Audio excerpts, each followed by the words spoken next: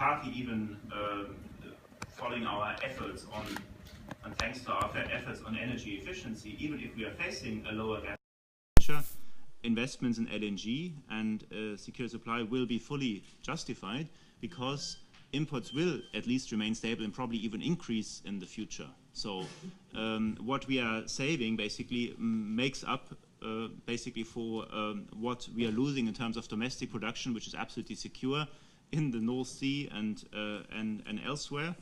But in terms of policy strategy for companies now to take into account is that we have to rely at least as much as we are currently doing in the future on external sources from outside the Union. And the question is which ones and how do we do that? And therefore investments will be necessary in that respect. I think that's the key conclusion from all the figures. Of course, there are different scenarios, there are different expectations across stakeholders, but I think that's the kind of stable basis on which we are somehow working. Just a comment. I think you know, in a stable or slowly shrinking market, obviously, you know, making decisions of huge new big capex projects will always be difficult. So I think, you know, maybe an Egypt LNG who can ship to anywhere in the world might be an easier decision rather than a fixed delivery to Europe. But I think it's because it's also the long term of these projects. So the gas corridor is probably like 40-50-year project. So you have to think long term in this, and I think that is really, you know, if you have incumbents, whether that's Norway, Russia, Algeria, Libya, etc., can fill, you know, this demand with existing pipelines, existing assets, to some degree, there have to be some, obviously, some new investments. But written down infrastructure will always be cheaper than a brand new supply. So that, I think, is the issue, and I hope that the new models, the new gas strategy, the gas package coming, hopefully can clarify some of that a bit more. Okay, I will abuse my position, moderator, to ask a question. Following up on what you just said, Stefan, I get the feeling that we're giving for granted that production of gas in Europe is on a decline, and that's a fact. And the industry obviously sees the efforts that the Commission is doing to look for supply around Europe, and Egypt is you know, great news. There's a lot going on for Algeria, some hopes about Iran, etc., etc. But the other feeling that the industry has is that we shouldn't give for granted that European EU or European supply is in decline.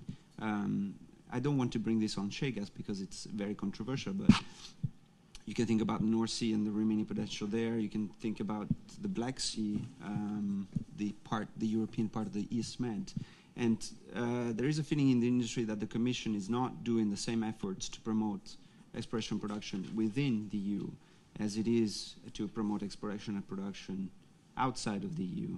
Is that, do you have that feeling, or can you explain why we have that feeling? I think we are the policy work is based on projections and estimations, also what is economic to be explored, and it is, as far as I understand it, is felt that at least within Europe costs are relatively high and are increasing basically, and therefore it would be on that basis more economic to rely on sources from outside Europe. But to the extent that the facts change, that basically new discoveries are being made within Europe, then of course there would be it would be absolutely legitimate for the market to use those, and there's no intention by the Commission to make it difficult or to deprioritize projects within Europe, clearly not. But this is simply what we feel is somehow the situation that notably in the North Sea basin, production costs over time will relatively go up, and therefore make it more and more economically challenging to use those resources with the current prices which we have. But physically they are not exhausted, these resources, so they may be used in the future depending on the gas price, basically. So.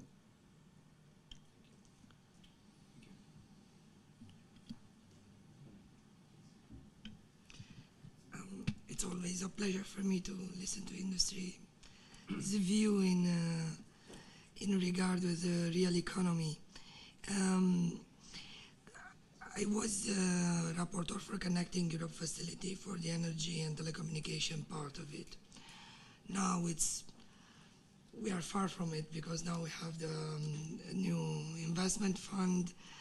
I was happy that it's going to take part of the budget of the Connecting Europe facility, because what I was supporting was the idea of the financial instruments, because there are never enough public money to support the investments, and I think there are important international investors who does not want to get in with public money. But the use of these funds for create a leverage in order to attract investment or make the investment cheaper, it makes sense for me. But since now I hear that, for example, in terms of LNG infrastructure, we have enough, nearly enough, because we don't use the whole capacity. My question would be, what is the new calculation of the needed investment? So with the interconnectors, with what else is needed in the infrastructure in order to make sure that we have an interconnected infrastructure to have a market. What is the new calculation for the need of investment in infrastructure? Does the Commission know? Did the industry made a new calculation? Because while we were talking in Connecting Europe facility was 500 billions, but I think at that time we thought we have to invest more in LNG.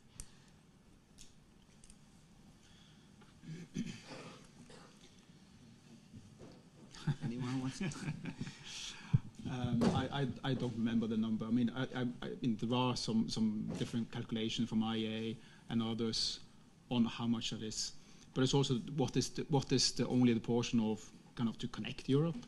But then there's what you need to replace old facilities, etc. So there's a whole, I think there's various layers of, there's a lot of old infrastructure that has to be replaced.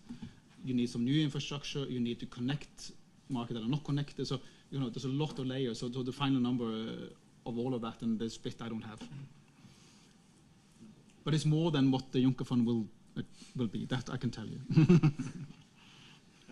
And as you say, Mrs. Aldean, there is overall enough capacity for LNG. The problem is that the capacity is not necessarily accessible for all member states where it is currently. And that is the challenge, notably for Southeastern Europe. They do not have yet a kind of sufficient connection to the liquid gas hubs, which are closest to them. And the LNG capacity is mostly there in Western Europe, but also now increasingly in the Baltic Sea with the Lithuanian terminal and the Polish terminal in Świnoujście being built. So the main challenge is still Southeastern Europe, and there's quite a concrete project already going on in Croatia for Krk, and possibly also for Greece, for the Northern Shore, which could actually ensure that. So that would be the two projects which would, in our feeling, still be useful and probably even necessary to ensure that every single member state has access sufficiently to LNG. So that would be further investment projects, and I don't recall now exactly the figures, but these are considered in the PCI and CESEC processes, so there has already quite a lot of work being done on that, which would require new investments, and then of course interconnections through pipelines to the liquid gas hubs, basically, which are being done throughout Southeastern Europe, including reverse flows from Greece to Bulgaria, and making sure that gas can flow also from the Mediterranean up there. But also just to kind of throw out some numbers, I mean, on global level, I mean, in oil and gas sector, probably need $1 trillion worth of investments every year. On renewable is probably exactly the same number. So there are some huge numbers out there in all the energy sources. And I think but also back a little bit to the 2030 package, we look at what does Europe need to do to achieve 2030, which is part of this discussion. The system cost included to achieve the 2030 targets is 2,000 billion euro. Okay, so that's from the Commission. That's the last report, which hopefully they will update. So maybe we'll have a new number soon or next year. But the previous number is 2,000 or more than 2,000 billion euros. So we're talking about some huge investments, which is back to my original point. I think the most important thing we need to do, not just for gas market, but for renewable and the entire energy system, is attract investments, which then obviously is linked to jobs and growth as well. But without it, I think we have a huge, big problem. Market. If you don't have a liquid market, then you cannot attract investments, as you are saying. So exactly. We're We're back to square one. Internal energy market, then investments. Yes. Can you just please introduce yourself when you ask a question? Thanks. Yes. Hi. This is Kyriakos Galloglou from Eurogas. So just to wrap up some of the points that we've heard. Internal energy market, you spend enough efforts, you find something, any. The Commission has said that we understand that there are some issues, but we know where these issues are with gas. You mentioned the southeastern part of Europe. And at the same time, we heard from the MEP that it is necessary that we understand what is needed and where it is needed. So the point that was made earlier on from David from Argus Media is that, and he referred to Eurogas comments to the Commission's work. Essentially, and this is a question, it's not only a comment, if there is a problem with security of supply, and Stefan, I think, of course, sometimes we use the word vulnerability to describe a serious situation, but quite often it has a very strong impact, not only within Europe, but also outside Europe. So I think we need to be using this word with some economy, because quite often those that we are trying to get to invest in Europe might be thinking that we are having second thoughts about their merchandise. But in any case, we have to be, I believe, a bit more concrete in the sense of where the problems lie in Europe. You mentioned Southeastern Europe, and these are, let's say, the energy community countries that did particularly badly in the stress tests. So let's try to focus a lot more on that area. Let's not try to make the point that overall in Europe we have a major issue with security of supply, particularly for gas, because this is not the case. And it's not me, because I'm not technology neutral, it's not me saying that. It seems to be the case on the basis of a neutral analysis. And then, of course, if we have to talk about politics, let's not be using energy as the example to be justifying our own thinking about politics, Eastern, Western Europe, and Europe's neighbors. So the question is, on the basis of that, can we make sure that we can have an internal market when we know something like 30% of the energy price is commodity based only? All the rest, it's all sort of other things that are linked to the energy but are not really necessarily linked to that. And this is not me saying that, it's the fact. Thank you. No, I would basically agree with you. So the priority has to be the further efforts on the internal energy market. Efforts have been made and are being made on a continuous basis. There are some obstacles in each member state, basically, still, in some much more than in others, and basically it's ongoing. But of course, there has been maybe not always a full commitment by all member states for whatever internal reasons, also, which we are trying to address. But absolutely right. I mean. And you also, I think I fully agree also with the statement you made that in certain parts of Europe there is simply no problem anymore. So where basically the market works, and that's why basically a one-size-fits-all approach is not necessary and would not be justified. So. But that points me just a comment there on my favorite council conclusion so far in my 3 years in Brussels, which is, you know, there was the Commission came out with a very good paper 1.5 years ago on energy prices, which proved exactly your point. So kind of why had energy prices to consumer gone up a lot? Why? Well, the Commission's results said that the gas increase in gas price was 0.4% to blame, and the rest, 99 point something, was all to do with taxes, tariffs, and network costs. Some of the non-energy based taxes. Yes. Taxes. So all kind of taxes and tariffs in between.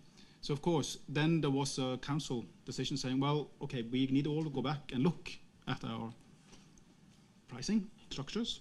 And then 3 months later, they came back and they said, now we have looked at it. And they have, that was it. So they asked for a report. The Commission gave them a very good report. And then they said, thank you, we looked at it, and we looked at it, and now we're done. So I hope there's a new one coming soon so we can raise that topic once more. But it's a huge, big topic that's kind of brushed on the carpet.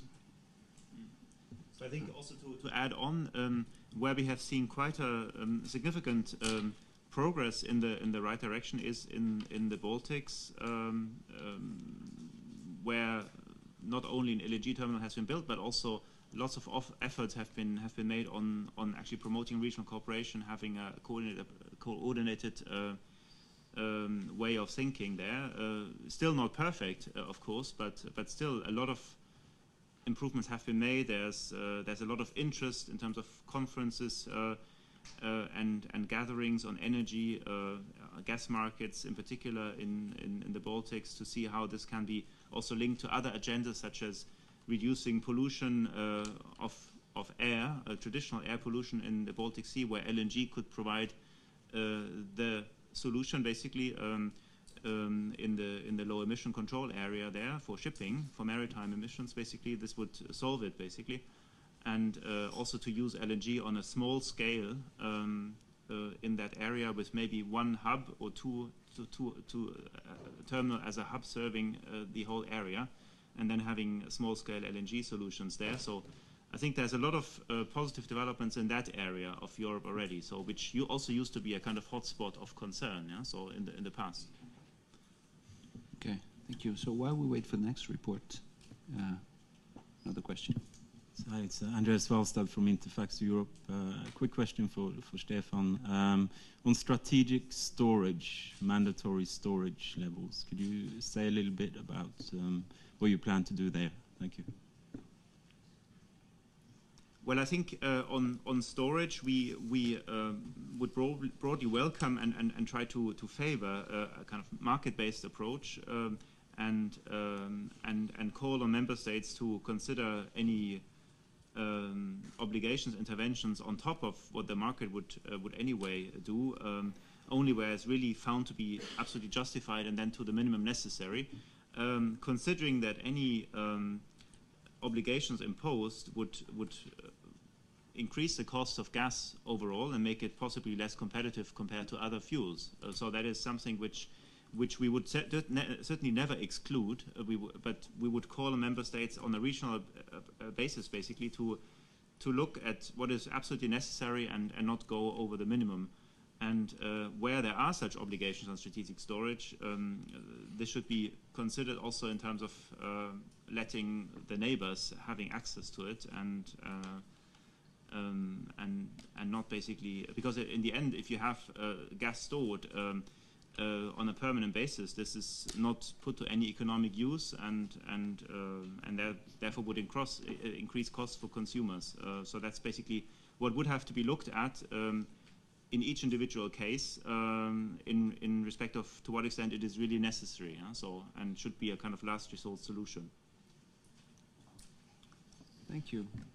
Any more questions? We have time for one, possibly two. If I may, I just want to put two short questions because there are different answers. Adrian Murșanu, Romanian journalist. One is for Mr. Stefan Moser. I want to understand if the level of the European Commission there is a, how should I say, a top of priorities for gas projects in order to be financed, like the state representative has already said. And from this point of view, I'm curious if this potential list will be influenced by TTIP talks with Americans in the next period? And the second question for the representatives of Eni and Statoil.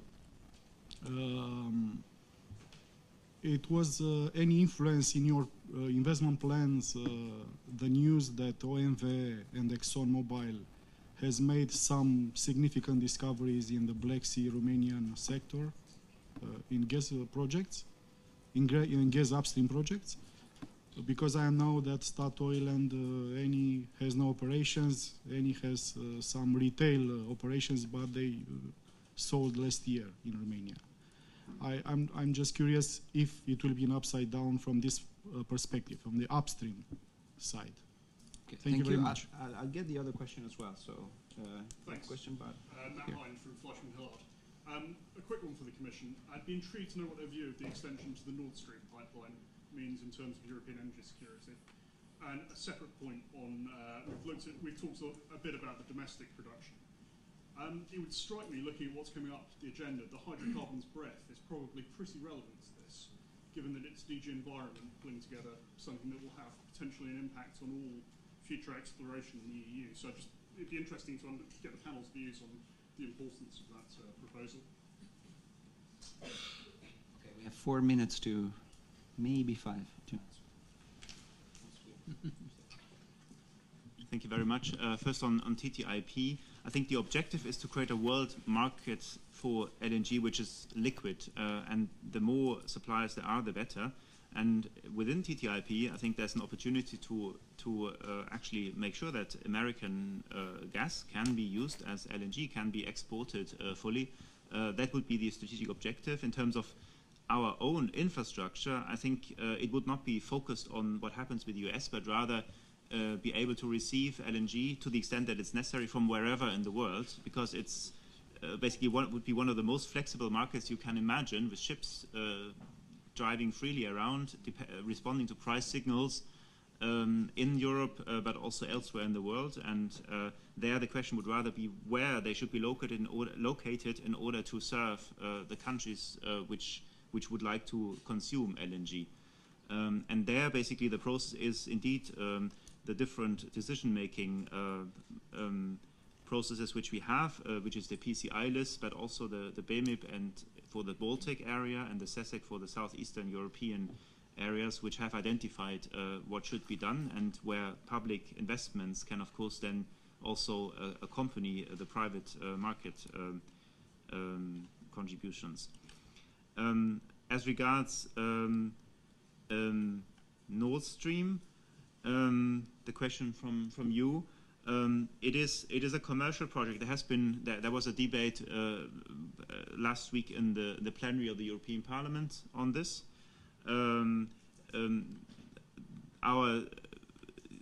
The union's objective is to diversify gas sources, basically. So basically make sure that there is access to alternative sources of energy, at least access. This does not mean that, of course, we would like to put an end to Russian gas. This is basically a market decision what to consume, as long as there's basically a choice to be able to switch quickly to another source if this is necessary for whatever reason.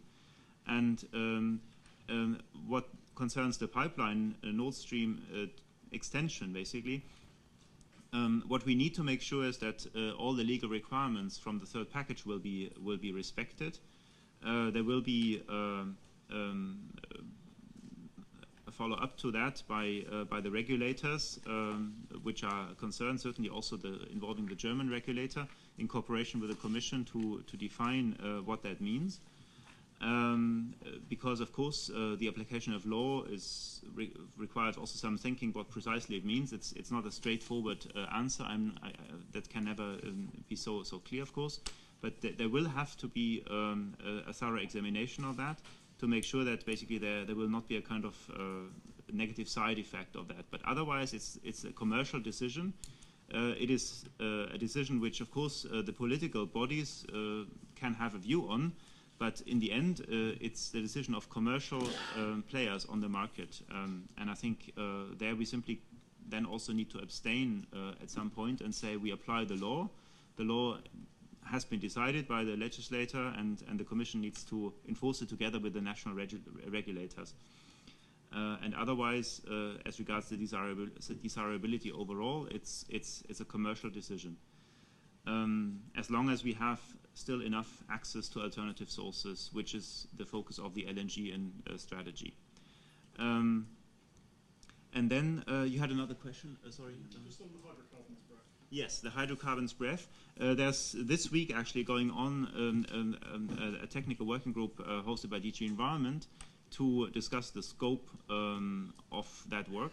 What is important is that it's intended to be non-binding guidance. It's not going to be legally binding, and the usefulness of that will have to be decided by that or considered by that working group, and then the Commission needs to make up its mind to what extent it is justified to continue with that. The objective cannot be basically now to put an end to the more result-oriented approach which is followed by the Offshore Safety Directive.